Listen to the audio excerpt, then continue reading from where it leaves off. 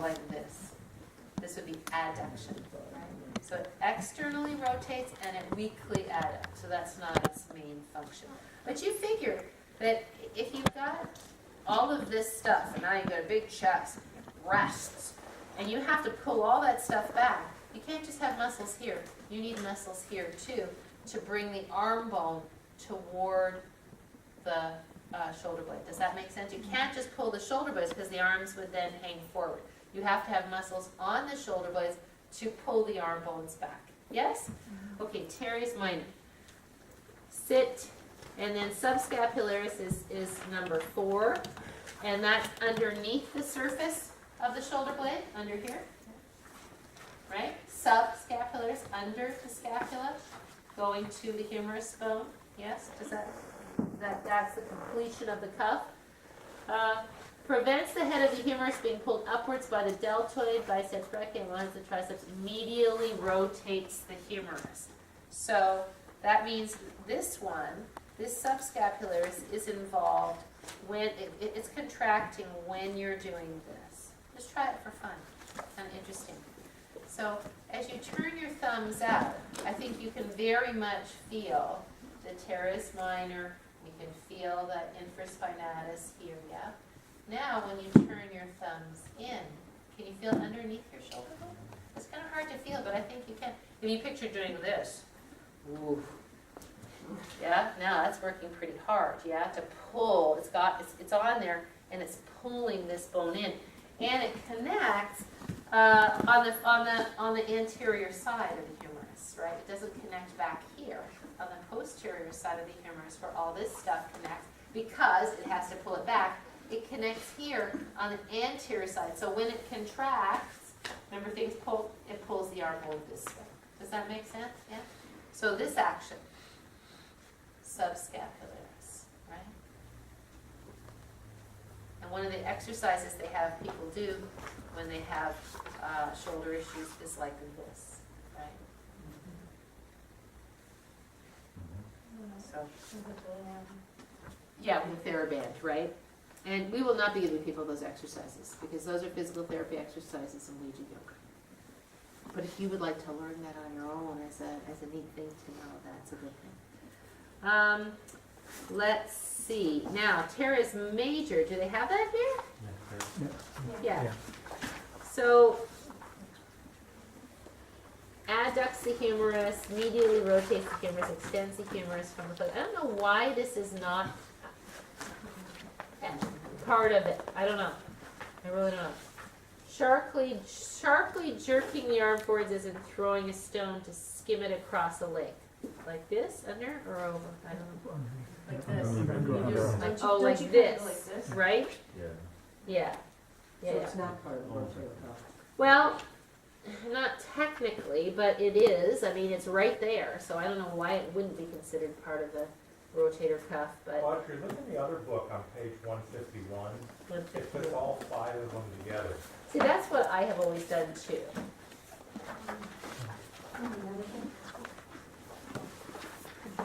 Because the truth is, honest to God, we're splitting hairs. We don't really need to know all this. I mean, because you're not going to give somebody a specific exercise for teres minor. Yeah, see, they have them all together. For teres minor and teres major.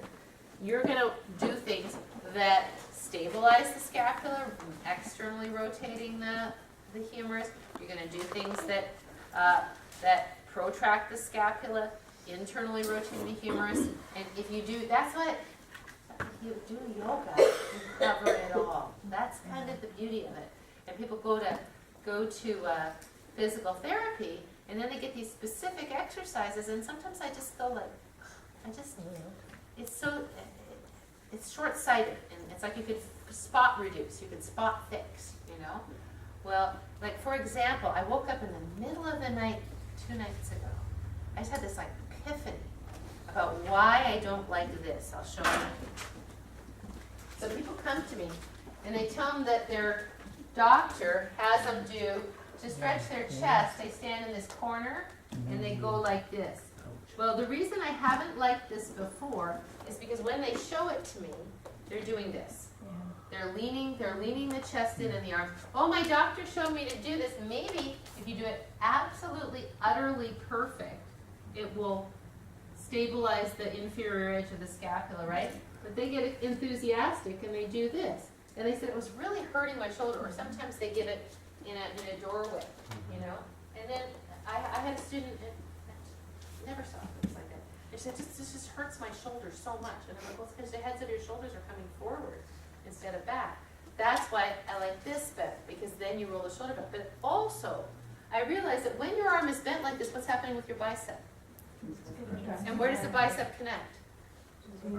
Coracoid process. And when the coracoid process is being acted on by a contracting short head of a bicep, where does the shoulder blade go? And now you're getting this to stretch your chest. It doesn't make sense to me. I mean, if it's going to stretch your chest or it's going to stabilize your scapula, it's not going to do either one. I mean, you kind of approach it, but I don't think it's the cleanest fix. So, just saying. And it's interesting because Kathy Kim told me, and she will not mind me telling you this, that as a physician, she finds it very hard to do the range of motion tests that are prescribed for a general physician because they're so kind of archaic. And she knows so much more than that, so she doesn't use those. But she does. She uses those. I didn't say that. Take that part out. She does use those. All right, but she would not mind me telling you that. It's difficult as a physician that knows a little bit more than your average physician. And I do like doctors. I'm not putting them down. Thank goodness for doctors. But I did have an emergency room physician not know where your hamstrings are, which was very strange to me. All right. We've gone to trapezius, levator scapula, rhomboids, subclavius. Subclavius is a nice little muscle to roll with a ball. It's the muscle right here underneath the clavicle. If you go here, if you bring your shoulder forward, this is what it's meant to do. It's meant to pull this forward when you're cold or when you're holding a baby. Yeah? It pulls the clavicle forward. If you put your hand right underneath your clavicle and go like this, and roll the shoulder back and down, you can really feel it stretch. And I find, interestingly enough, that I've been typing a lot, and then I get a ball right here, right underneath the clavicle. I'm surprised how tender that muscle gets. I really wasn't aware of that until I started using the ball there. That was kind of a revelation for me. Okay, and we've done serratus anterior, we've done latissimus dorsi, deltoid. Oh, okay. Deltoid is this big muscle on the top of your shoulder. Can we look at the picture? Left deltoid here. No, that's not.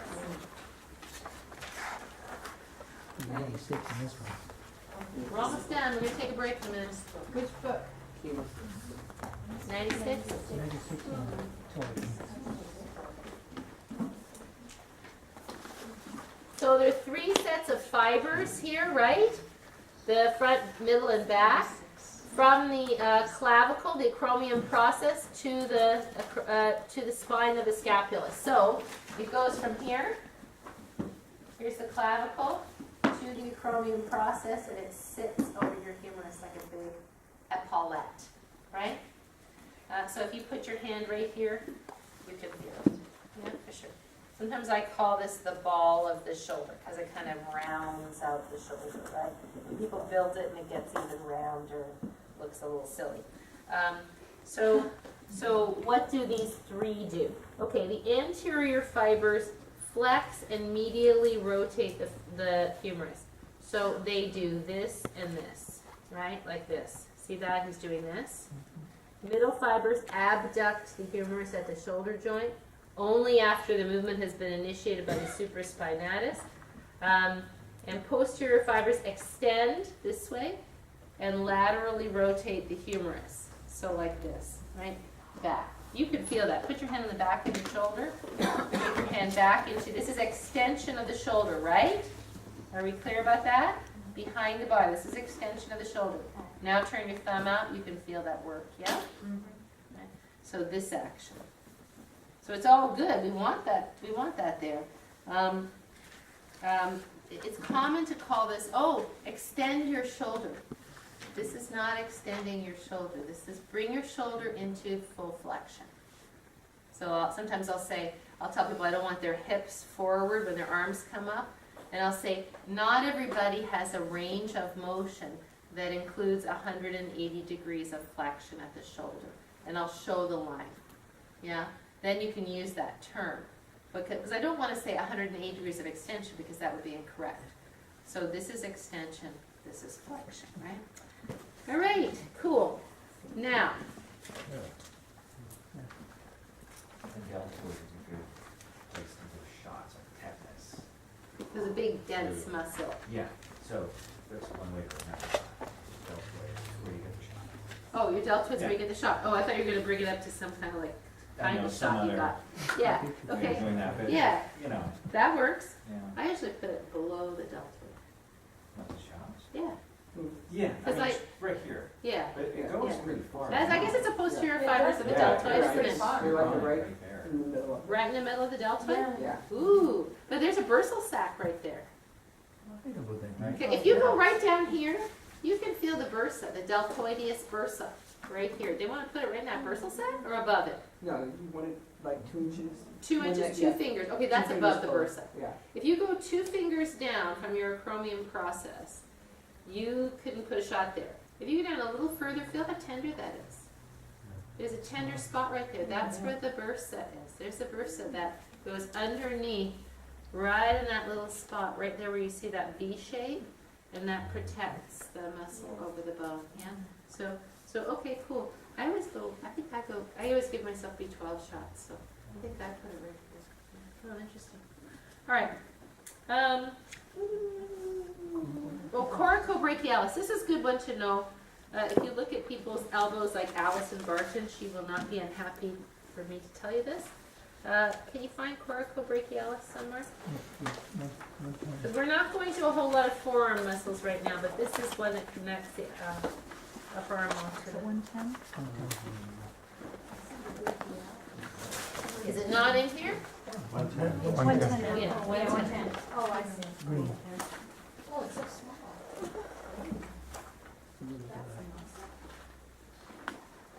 Oh, no, Rob, what am I saying? I'm just saying brachialis, not coracobrachialis. Yeah. Sorry, I apologize. Oh, I was wondering why I put brachialis in, because we're going to do that next week, but maybe we should look at brachialis. Well, what does this muscle do, right? Weakly adducts the shoulder joint. Weakly pulls the shoulder joint this way into the body. Possibly assists in flexion of the shoulder joint, but this has not been proven, helps stabilize the humerus. So what's important to know about that is that this little coracoid process is very important. Because if you're like this, all of these muscles get short, right? So you got one coming here, you got some coming here, you got other things going all the way down your arm. So this position, not good. This coracoid process, make the sound, needs to go forward. Always needs to go forward. Not ooh. Yeah. All right. I want a supermodel like this. Right, yes. Yeah, you see them in People magazine and they're sort of standing like this. And then Bob goes, oh, she's so thin. I go, well, she's thin, yes, really thin. But like, I'm not thin. And you can see my collarbone when I do this, right? If I do this, you don't see it as well, right? So this, I have this story, this is a true story, sadly. I used to work in an old folks home with my mom when I was a teenager. And there was this guy named Herbie who used to drool. And his head would be like this. And he was so schlumped that this would all fill up with drool. So he'd drill down the side of his mouth and then go into here. And so you'd have to go with a Kleenex and clean out those little collarbone pockets, you know. So you don't want to have pockets that you make here for drool in your future life. That would be awful. Come in handy. Let's not. Yeah, and so that goes to the whole idea of the arm, like sleeping, Kim. If I wanted to rip my chicken arm off and I was sleeping like this, all I have to do is turn it a little bit more and that whole sucker comes off pretty good, right? So that's why you don't want to sleep like that. If you have to sleep with your arm above your head, this is better, at least. Because then at least this shoulder blade is wrapped and you've got a little bit of space in here. But this, just do it for fun. Pretend you're sleeping, right? Here's your pillow. Now put this over your pillow, put your head on it. You could do that before because you were really flexible probably, and it never bothered you. But now you start to feel it, right? So best position, arm down, shoulder down, pillow under neck, head level. It's like the best position to sleep is mountain pose with your shoulder down like this. I think about maybe one person has shown it. Hi. All right, up this way. Right now, up, what's the question? Into their pockets. And what's the anatomical movement? They are depressing, right? So I'm on all fours, my shoulder blades are neutral. Now I soften my elbows and draw this spine through, and my shoulder blades slide down my back. They depress. Then, when I round my back and expand my upper back, which way are my shoulder blades going anatomically? They are protracting. They are not elevating. That would be elevating. They are protracting. Yes? They're protracting away from the shoulder blades. In this position, which muscles am I stretching? Rhomboids. Yeah, wrong. Latissimus dorsi is not, because it's creating stability here. So not latissimus dorsi. Rhomboids was great. Stay in that same area. Infraspinatus, yep. Yes, because my arm bones are internally rotating. Now let's get out of the rotator cuff. My head is hanging, my shoulders are pulling back. Trapezius. So all I would think about in something like this, in terms of rotator cuff, whenever your hands are forward, is the rotator cuff is providing stability, right? It's like the cuff holding the arm bone on. So you don't have to think too much of the action of the rotator cuff in a position like this, but you do want to help people because one of the common errors is they come up like this, and then, or they do this, right? So we don't want that. We want the shoulders back. And when they go back, what's engaging to keep them down? Serratus anterior, because it comes to the front of the body, so it's anterior. Also, lower fibers of the trapezius pulling down. Then, when you come up like this, sometimes they just do this. So they do sort of like this, sort of half, it's like a marking version, right? Which is just because they don't really know. And so that's where we teach them to really juice this up, because it's not just for fun, it's because it's really doing something, right? As I depress my shoulder blades, I'm stretching my trapezius, my levator scapula. I'm strengthening my serratus anterior. As I round up, for sure I'm strengthening my core muscles, but by hanging my head, I'm stretching levator scapula, trapezius, stretching rhomboids. I'm creating stability, strength here in the outer rotator cuff, yes. And then, now here's the question. When I glide back, pelvis to heels, which way do my shoulder blades go? Up toward my ears or back toward my tailbone?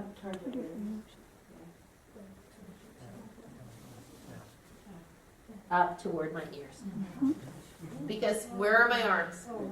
Maximally above my head. However, are they up, or are they up toward my ears, or are they up toward my ears, right? It's a passive action, right? So it's amazing how I have this book I got from I'm a chronic book orderer, you know. Fixing your shoulder and elbow pain. Sounds good to me. Let's read that. Light reading. But one of the main exercises he gives for scapular mobilization is just this. Rocking. Right? Guess why? Because people don't move this way, right? They don't do anything like this. They don't do anything like this. It's like George, old George. He could, because of his thoracic spine, he couldn't lift his arms like this. All of this was too bound up. His arm flexion was about like this, maybe like this, right? Because everything here was blocking it. But if you put his hands in in weaker pony or downward facing dog, where he was like this in terms of shoulder flexion before, he could be like, I swear to God, I mean, his back's a little humpier, but he had that much flexion of the shoulder. Because now we've taken the need to lift the arms away, we stabilize the arms and pull the torso away. And that's why Wink Your Pony is a great stretch. But you get people that they take their arms up and they're like this, that's about it. But put them on here, ask them to walk their feet back, and now you're gonna start to get some movement, right? And again, and the good news is for those people, they can't hang in their shoulders. And it's one thing you don't have to worry about. Okay, so it's depression, protraction, passive elevation. And see how I always let people, I remind them that they have to, sometimes they get kind of stuck because they're here, when they go like this, you have to slide your hands forward. Yes? Good mat. Right? That's a sign of a good mat. There you go, slide your hands forward, for stability and slide. So that's where the shoulder blades go in cat stretch. I'd like you to practice teaching that to a partner. So homework for this next period of time is going to be to go over these concepts yourself and to practice teaching some of the things that we're going to do right now to a partner. I'm not going to do that one, have you teach that one to one another right now because for time. I think that's an easy one you can practice at home. Watch, what do some people do? Yeah. Right? Right, so this is actually external rotation. I think I said internal rotation when I was like this, when I'm round.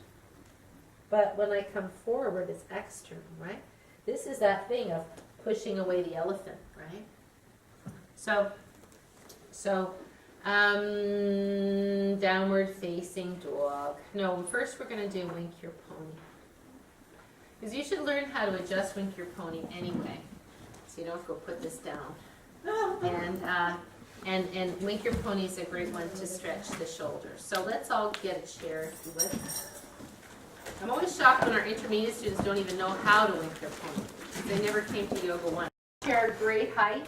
For great big Tim, it's hard for them. It's hard for him to do Wink His Pony on the chair. A kitchen counter would be much better for him because the chair is so low and his hamstrings are so tight.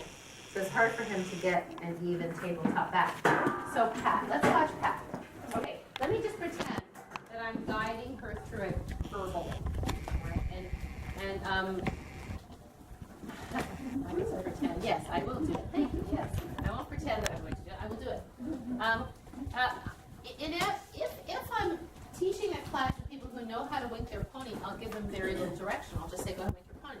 If some people kind of don't know it but have been there a couple times, I'll give the verbal cueing and let them get it. But right now, I'm demonstrating it almost every single time because we always have quite a few brand new people. And in this one, how can you, when you're upside down, your butt's sticking up, your head's down, you're hanging from a chair, how can you really process directions? Not very well, right? So I'm going to just do this verbally. Okay, so Pat has her hands shoulder distance apart on her chair, and her thumbs are glued next to her forefingers. They're not wrapped around the chair. Let's understand why, and I'll explain this to people. Let's do it. Put your hands, thumbs down. Feel your neck. Put your thumbs beside your hands. Bring your hands flat. Feel your neck. Do it again. Thumbs down. Scapula elevates. Neck tightens. Hands flat. It's a different thing, right? So what happens, thank you, I'm going to just take a second, Pat. So what happens when people have their thumbs down is they tend to do what happens when thumbs are down. What? Internal rotation of the humerus, right? So then the armpits start flaring and we're in this. Do you see that? Mm-hmm. As opposed to that. I mean, it's so dramatically different, right? And again, it's that sleeping position, right? That's great. I like that a lot. I'm going to use that. Because I bet you that a lot of people do that and they wonder why. It was very comfortable for a long time. Right. Until I had TOS. There you go. There you go. Who knows? All right. Okay. Hands, shoulder distance apart, thumbs next to your forefingers. Please walk back to a tabletop back with the length of your arms and the length of your torso. Take your feet hip distance apart, bend your knees, pull your tailbone back away from your hands, and make sure the hands are holding on solidly. Feel the tailbone reach back away from the hands, arms straight, and let's breathe. you look at Pat, do you see any release valves?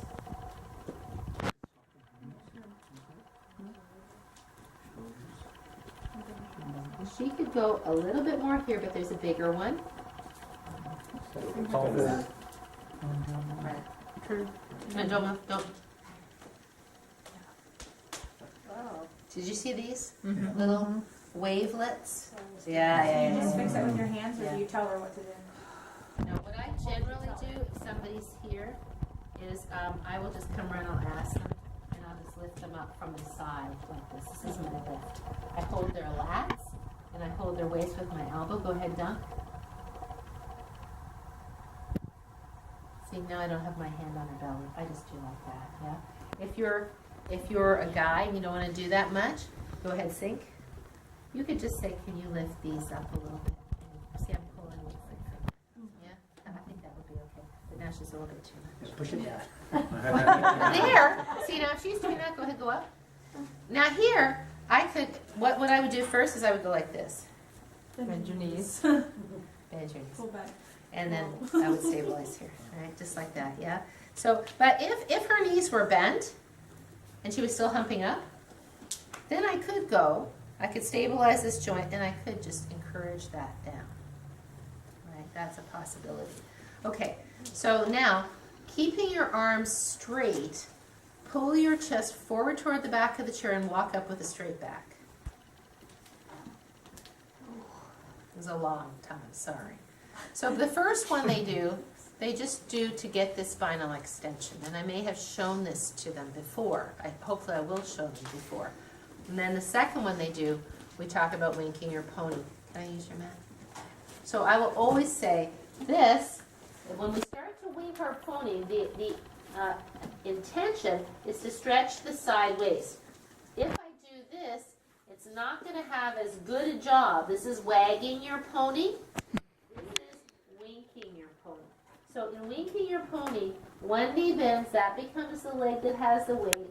The belly turns underneath the arm, and the hip pulls back from the hand.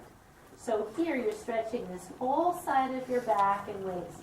Then come back to the center, da-da-da-da, and then, like you're coming out of a swimming pool, push down with your hands, arms straight, so the shoulders come down as you go forward. Yes? So let's just go over the anatomy a little bit. Kim, can you do it? Your shoulder okay?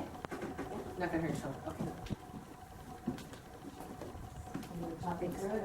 No, just go ahead. That's the point.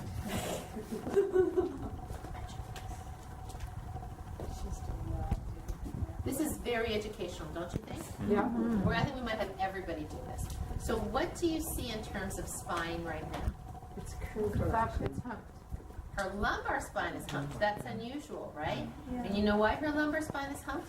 Because she usually sinks so badly in this pose. She's trying not to sink. Am I right? This pose, Yeah. yes. Right. Okay, so what does she need to do? Walk, first of all, she's a little bit too far back. Walk up and half an inch. Now bend your knees. That's it. Now when she bends her knees, go ahead and do that. She sinks in her shoulders. Ah, there you go. So a nice fix here is to hold the arms, bend your knees, pull back. She can't go anywhere now. But she's trying to internally rotate. I'm trying to not have her internally rotate. There.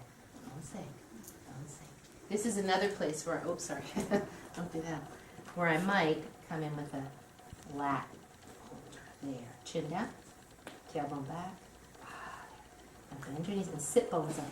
Sit bones up. It's the same thing you do in your down dog. I know. Just kidding. And so these muscles haven't quite gotten as much stretch as they could. She gets a little bit of rounding in here and in your down dog, which your shoulders have always compensated for. So we'll look at that because that'll be good. I think this is pretty darn good, but don't internally rotate. Go ahead, internally rotate so they can see. Drop your head. See, if she sinks here, don't hurt your shoulders. Bend your knees in. Drop your head. This is what she was starting to do. Yeah. This is the same thing Barry. Where's Barry? Oh, there you go. Yeah. That's the same thing Barry does in his down dog, right? So we're trying to get these arm bones to go this way. Armpits coming towards you, not armpits coming out. Thank you. Come on, walk forward. Question, I noticed Yes. when you say tailbone up, then this is what tends to Yeah, happen. keep your Bend knees your knees, tailbone, so there's that Right, confusion. right. Yeah. I don't know if Keep there's your any other knees wording. bent. Well, I usually say keep your knees bent, put your butt up in the air like you're getting your temperature taken. Yeah. Oh, okay. I've never heard you say that. That's my standard. You know what? It I never works. get my temperature taken. It works every time. But they don't The do butts that go anymore. up. It's just like boom. So there you go. All right. Let's see who else. Victor, why don't you come do it? Let's see. I have no idea. I'm just trying to pick different people who might have different body configurations in this.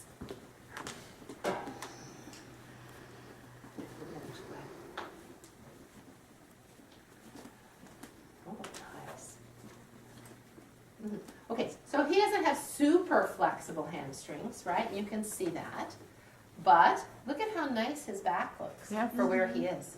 There's only one slight problem. He's not gonna get his temperature His taken thumbs. from there. No, he can get his temperature taken. We can- But because his hamstrings are pulling his tailbone this way. Oh, exactly. Now, if he bends his knees, just for fun, Victor, bend your knees more, tailbone up more. There you go. Yeah, a little bit better. Yeah, but see, then his shoulders get more head. Okay. So yeah, that would be the play, is stabilizing the shoulders. I'm gonna come down a little bit with your shoulders.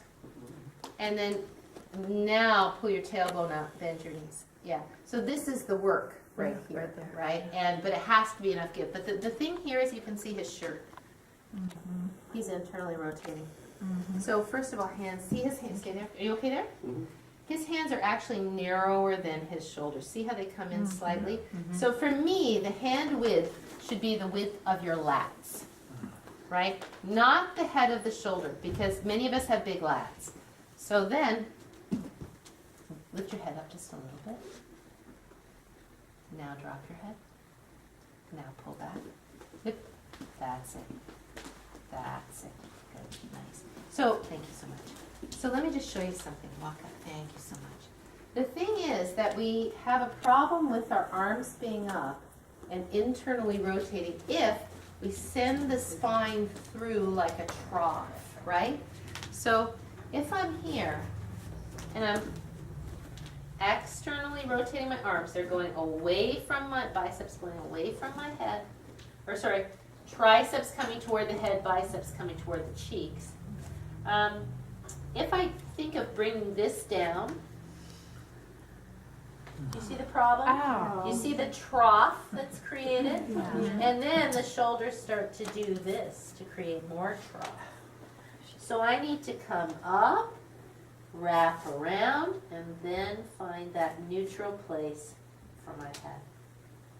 See how easy for me to do this? So it's really pressing this baby finger side down and bringing this scapula protracted. And is the scapula elevated, depressed, or neutral here? I think it's neutral. It's elevated. Massively elevated. Really? Because your arms are up. Because I'm Oh. hanging, right? Oh, This okay. is hanging from a monkey bar. But the way that you make it so that it's not like ow is by bringing this around. So you bring space into the trapezius, whether it's here in Wink Your Pony. See, if I'm here, my shoulder blades are just elevated. This is neutral scapula. Watch. Neutral scapula, protracted scapula. It's a very strong action through here. Right? Does that make sense at all? Question, I came out of that badly. would it be logical at all to also do it, can I step on your back? Maybe have the hands to the side a little bit to help? I mean, for those that tend to go like that, would that give a little bit more width? I'm just wondering. No, I think it's a great idea. I'm kind of liking it. But then it's hard to transfer it to down dog though, because you don't do that. You have to have them straight in down dog. You know what? I like it on the chair. Of course, you're going to do this on your kitchen counter. You're going to do this on your bench. But I think that would be fascinating to try. I will try that with my class this week and just see how it works. I like that idea. Thank you. I think it's a good idea. Not this, No. because the reason that we want to hold on is that we don't want this to be a push. And when people are like this, generally, they're kind of putting their weight forward. They're not really pulling back. Or sometimes people will be, especially if they don't have their chair on the mat, they'll be going like, they're driving the chair, you know? And so they're kind of going like this. So you want it to pull back for sure. All right, so let's go over the adjustments to Wink Your Pony, because you'll be doing this in class, and then we'll still have time for downward facing dog. Yay. Let's see. Suzanne, can you come? Maybe what we can do is we can all imitate one another, and then I can do the adjustment over here on this chair, and then you can all look down the row and adjust it from where you are. How's that? Does that sound kind of like a good idea? Pick your partner, do-si-do. And I'll go here, if you don't mind. This is my most favorite. And then, Susie, be my partner, yeah? You're going to have one person who's going to do it in a set, don't do it yet, and one person who's going to adjust. Does that make sense? Yes. Okay. The only thing about doing this is just like regular classes with partners. What happens with partners? Chaos. So this is going to be my request. If I'm talking, you're not talking, please. If you have a question, we'll stop, we'll deal with the question. But if you are both talking back and forth to one another, nobody can hear me and I'm shouting and it doesn't work. Does that make sense? All right. So why don't you just, teacher, watch your partner. And if they're not doing what I say as I call the verbal, then put your hand on them, fix them. If I say thumbs next to your forefingers and they have their thumbs here, just take their thumbs and move them. Does that make sense? And we don't even have to use any cues for now. Yeah? All right. So, pony winking partner, please come to chair. Position at chair. Stand up behind the chair. Hands shoulder distance apart, thumbs next to forefingers at the chair. Make sure that your partner you're watching to make sure they do that. Please walk back away from the chair the entire length of your arms and the length of your torso, bending your knees, feet wide, make a tabletop back. Good. Now let's look at this tabletop back. Good. Now, partner who is winking pony. First of all, check to see their knees are bent. Yeah, everybody's knees bent? Good. Now drop your wrists. Feel where the weight falls. Into your shoulders, yes? Partner who's fixing, watch me. Do. Right? That's one thing, yes? Okay. Partner who's pulling back, straighten your legs. Put your finger on your hip, on their hip. Bend your knees. That's it. Not behind them. I wouldn't go right behind them just now. Just do like behind over here. Bend their knees. That's it. Good. Okay, knees are bent. Partner who is pony winking. Are you okay, everybody? Yeah. Walk up too far, too close to the chair. Partner who is teaching. Tell them to walk back. Can you walk back and put your feet back here? Yeah, good. Partner who is pony winking, lift your head up a little bit. Teacher, put your thumb at the base of their neck. Use your fingers to push their head forward, just lightly, like this. Like you're flicking a fly away gently. Yeah? Head is up. Gently push it down. Gently. That's it. Nice. Beautiful. Are you okay, pony winking partner? Okay. Last one. Not last one. Walk back so that you're too far back. You're on your toes. Feel how you feel like you have to push the chair away now. Yes? Can you walk up? Tell them. Walk up. Bend your knees. Nice. Good job. Nice. Okay, please walk forward, partner who is there. How did we fix the toe thing? I'm sorry. We just told them to walk forward. We're giving them a rest. We're not done. Are you okay? All right. Often, the reason that their arms are doing this is they're hanging from their arms. Yes? Just watch this one, then you'll do it. Suzanne, are you okay shoulder-wise? To demonstrate this, okay. Walk back and then sink into your shoulders. This is a very flexible person, for example. She's hanging in her shoulders, yeah? So you take the lats. See, I have no fingers digging in, just using the side of my hand. Let's lift up. And see where my hip is? I'm not on her like we're doing that dancing at high school. Whatever that is. I've got my hip here, and I'm lifting up here, right? And that's all. And I'll just say, we'll just take this out of your shoulders a little bit, yeah? All right, go ahead, do that. Could you sink, partner, please? Can you sink? Be a sinker. Don't hurt yourself. Now just hold the lats and lift them up. There you go. Nice. Uh-huh.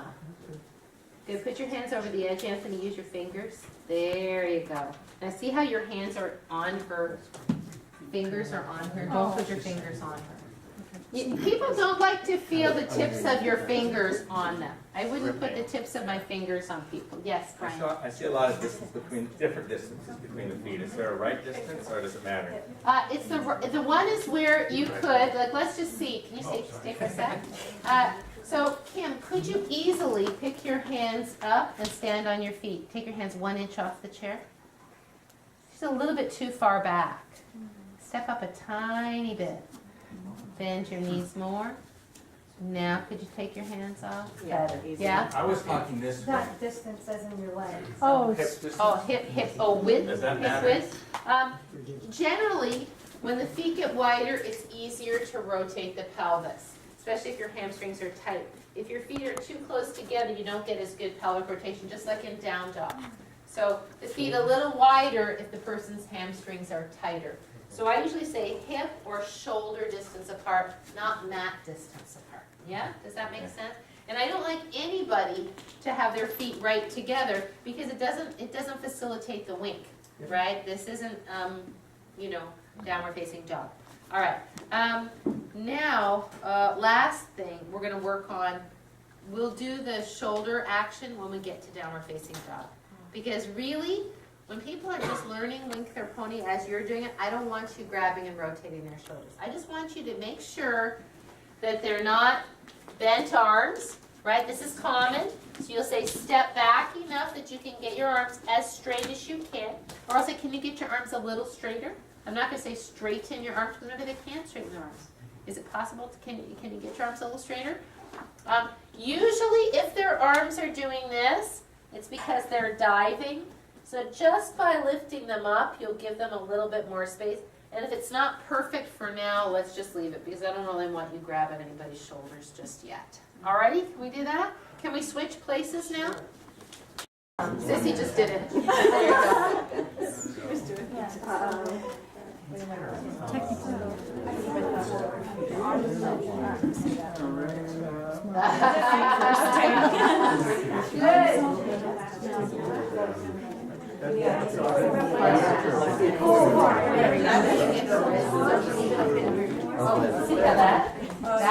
See how that would give her more elevation. Yeah, nice, yay.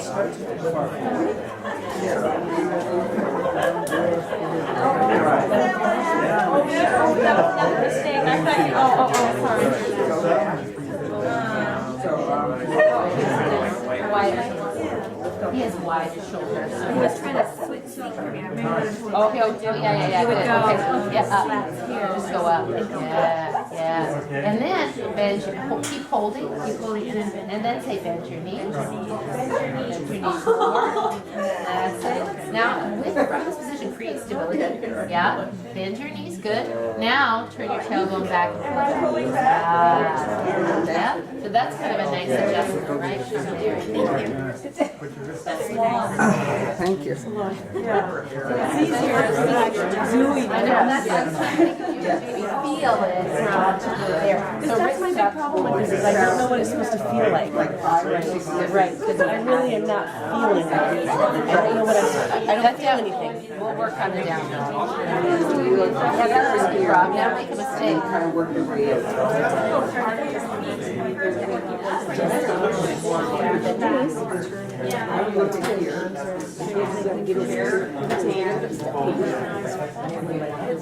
I think that's too far back now. He's forward in his shoulders. See, he can't get. I thought he was good right there. For his height, it's good. Yeah, I like it. All right, thank you. Brian's answer to your. Yeah, we were just doing a quick. We were doing the thing with the head. Oh, good. All right. Do you have that, everybody? Did you help one another to find it? Yeah, that was perfect. Okay. Let me just show you one thing. This is one good thing that we did with Anthony. I thought it was good. Can you put your hands on there? Well, shoulder. See, okay, go actually go back right there. Do you see that his hands are too narrow? Right? Because look at here. Right, so hands a little narrow. Now, what he was doing, you can hold on. I like your hands to be a hook because you're pulling back from this, right? So bend your knees and do that. Actually, don't bend your knees. Straighten out. I'm sorry. Sink a little bit. So we had him sink. Then we lifted. See, I came from here, either from the lats or from the arms here. Now bend your knees more. Now turn your tailbone back.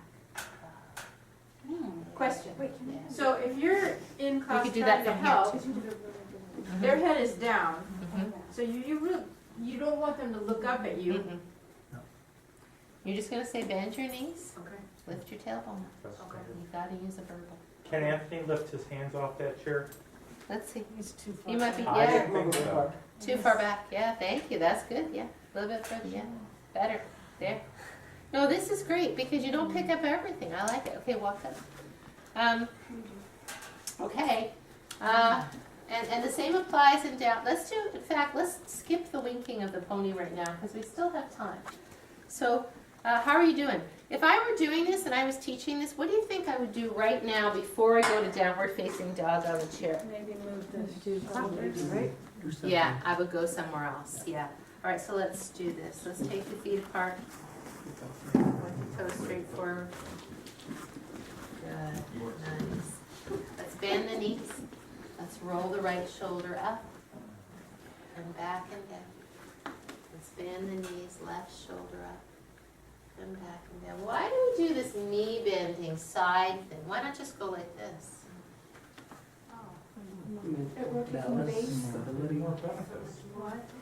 Because we want people to move from the earth upward. We don't want them to isolate movement in the upper body. Everything should come from the legs if you're standing up, right? Now let's take the arm across the body and all the way up. And palm up. And so as you do this, what are you doing here? Stretching the back of the shoulder, right? And contracting the chest. As you come open, what's happening? Elbow presented forward, coracoid process back. Here's a common error. That's where we have no fixative, right? Now we don't get that stretch. Go ahead, do it.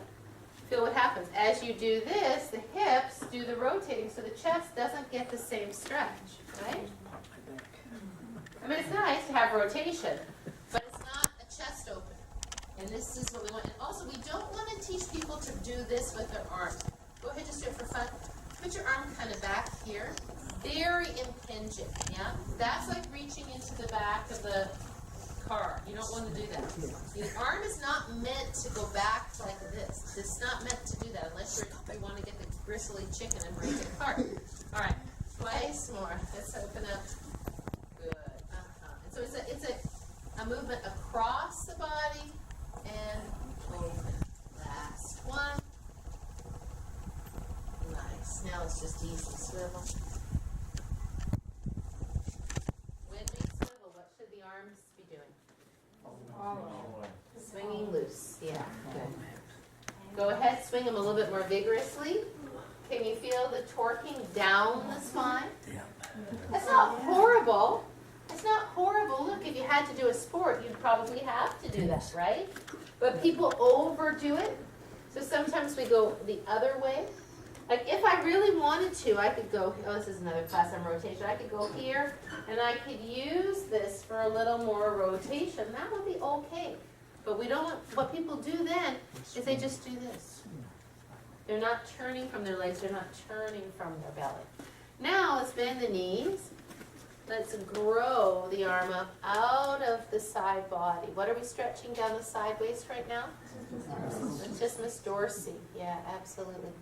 Breathe in. What else did you say? Bottom of the rotator cuff, too. Yeah, serratus anterior. All of those. Breathe in. Breathe out. What's the common error here? To be here or to go here. Or in some cases, to go here. Right? So it's really just a lateral aside there. That's it once more. Now let's go up and over, left arm up to the side. Scoop it over. Feel what? Stretch down your side legs. This is Miss Dorsey and quadratus lumborum. You feel that? Because now, as the rib cage moves away from the rim of the pelvis, now you get that quadratus lumborum. That's it. This is not indicated if you have a new student with the back issue.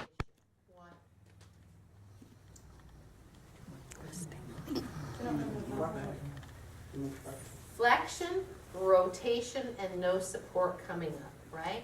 I've got flexion coming in. Say I have a posterior herniation. I have to rotate my spine here, and maybe I don't know how to come up using my legs. So I only do this via people with no back injuries or people who have back injuries but know how to take care of it.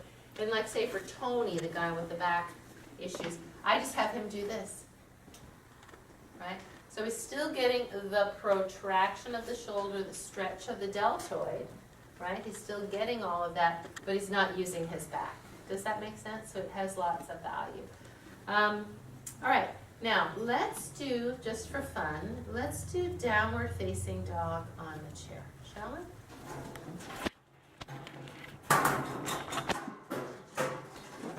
Let me just, if you don't mind, let me just for expediency, let me demonstrate it, and then you teach it, and we go from there. We haven't done this, have we? No.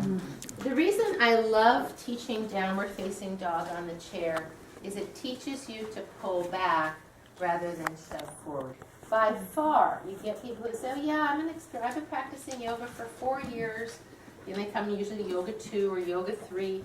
And by far, the most common error is they're like this. Right? And this is how they may have been doing this for years. So now where is my weight going from my tailbone? Down toward my heels or up and over my spine toward my head? Right? And like how sustainable is that? It's not very sustainable. I don't know. Maybe they just move very quickly in and out of it, right?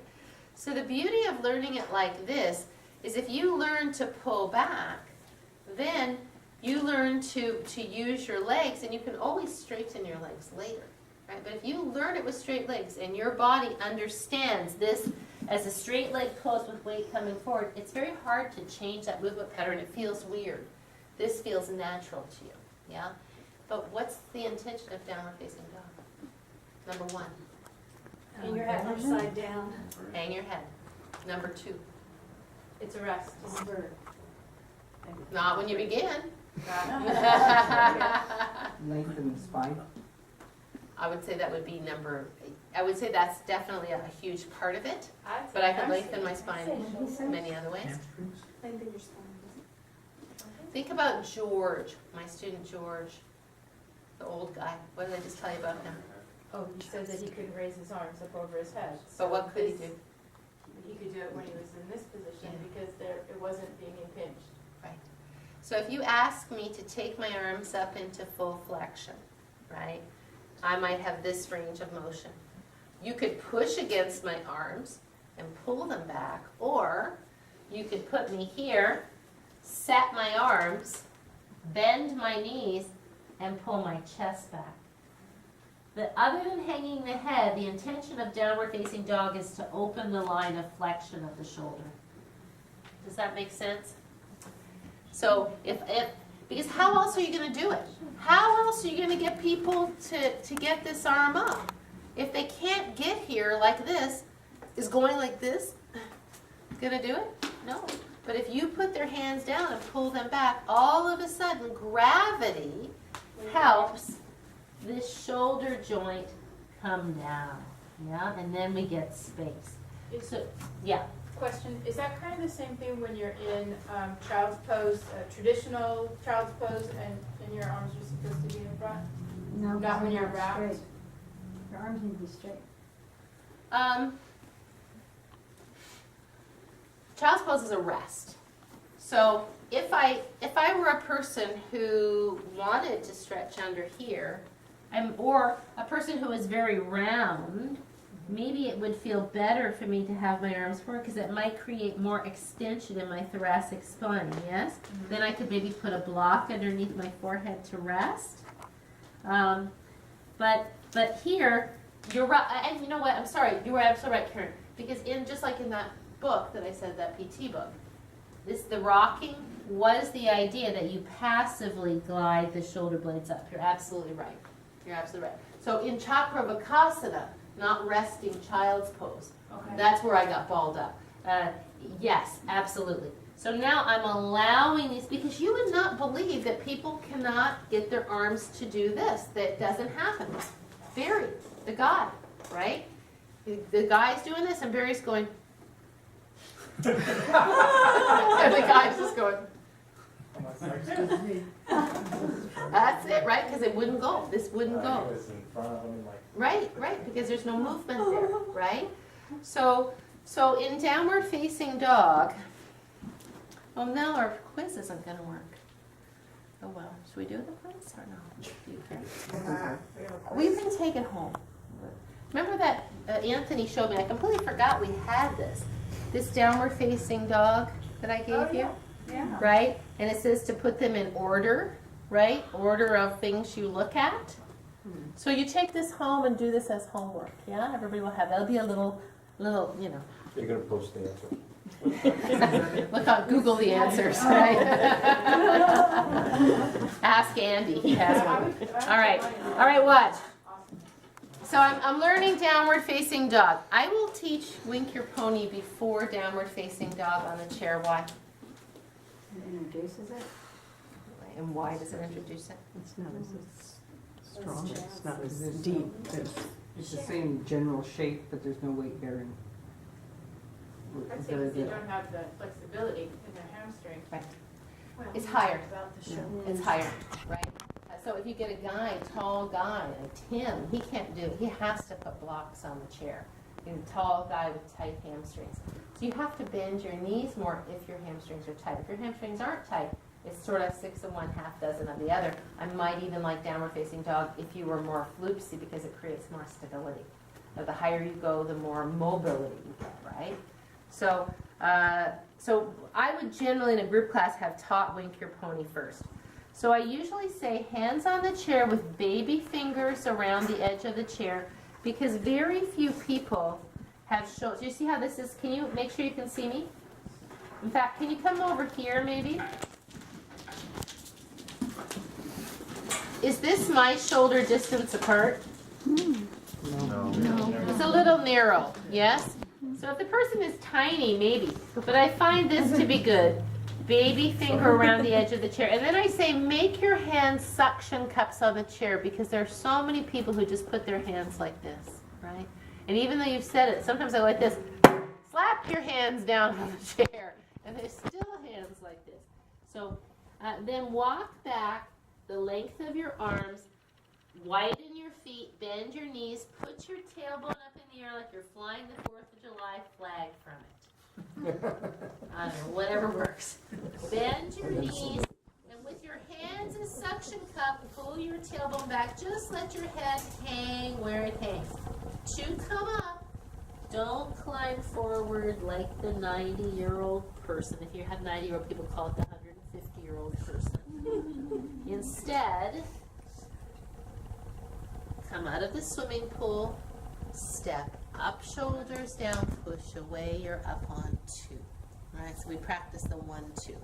And then when we do it, we let the, if they're just learning this, I don't care how you do it, as long as they hurt themselves. They don't, definitely this is not good. Oh. Yeah, and people do that, right? That's why you can't just say, okay, come out, because they go like this. So you have to teach them to walk forward. Yeah? So what is reinforced here is that from the hands to the hips, and I'll demonstrate it, from the hands all the way back to the hips, we have one long line. I'll say, if my legs are straight, does this look like one long line? No. No, it's a humpy line. If your shoulders are really flexible and you let, this is common, and you let your hands come down, is this a straight line? No, it's a bendy line, and you can see the force in my shoulder joint. So by anchoring the hands, you get a straight line. And then we can go into wrapping the shoulders from there. Yeah, so can you come around to this front? I think I'll go there right now. So what I'll do, sorry, that was a terrible way to get up. What I'll usually do is I'll have them take their hands up like this. We good? So right now, how do your shoulders feel? Pretty okay, yeah? Turn your thumbs forward. How do your shoulders feel? Put your hand on your armpit. Now, when you turn your thumbs back, do you feel your armpit come into your hand? Mm-hmm. Yeah? So armpits toward your head. Just for fun, turn your thumb up. Which way does your armpit go? Away from your chest, right? So when our arms are up, we want our armpits coming toward the chest, yeah? And then let's bring the hand down. So in downward facing dog, the position of the hands can't be like this, because ultimately we have to bear weight. So we can't be as we were when we stood up. But what I would like to suggest is keeping those armpits as though your thumbs were back, you simply turn your hands. Can we do that? Mm-hmm. So arms come up. Let's put one hand in your armpit, thumb forward, armpit goes forward, not where you want it to be. Thumb goes back, armpit towards you, lift up tall, thumb back. Now keep your arm just where it is, but turn your hand. Ah, voila! Isn't that amazing? Yeah. So, so watch. I'm going to exaggerate it. As I step back, you pretend my hands are on the chair. If my thumbs came down, which is what you did, thumbs forward, right? Can you pull my shirt back? No. Oh, so you can see the. Can you see my neck? Yes. Watch my neck. Look at Yeah. Get rid of the. Wow. Okay. Right? It's huge. Does that make sense? Yeah? And that's kind of important, but I'll tell you what, the first couple times, like when you come now and we've got all these brand new beginners, unless they're massively sinking, in which case get them up out of the sink, don't be grinding on the arms, because that's a kind of subtle movement. You know what I mean? Let's let them learn it here. See, when we teach them to slide up, they learn that external rotation right here, yeah? And the trick is, I wouldn't use external and internal rotation with them. Because, like, just for you it was confusing. As soon as you say external rotation, people always think you're going to go like this, thumb out, right? That's what I thought. So don't do that. Just say you're going to bring your armpit towards your head, your biceps coming towards your head, towards your ear.